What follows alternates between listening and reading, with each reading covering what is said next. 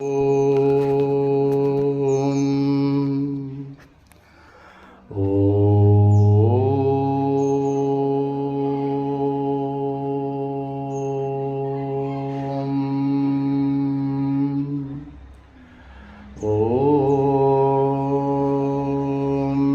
उमामहेश्वराभ्यो नमः। ॐ नमः शम्भवे च महाभवे च स्वाहा। ॐ नमः शङ्कराय च मयस्कराय च स्वाहा। ॐ नमः शिवाय च शिवतराय च स्वाहा।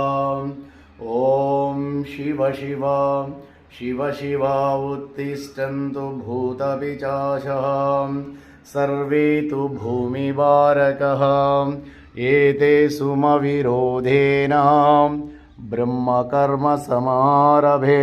ॐ भूः ॐ भुवः ॐ सुवः ॐ महः ॐ जनः ॐ तपः ॐ सत्यम् ॐ तत्सवितुर्वरेण्यं भर्गो देवस्य धीमहि धियो यो नः प्रचोदयात्।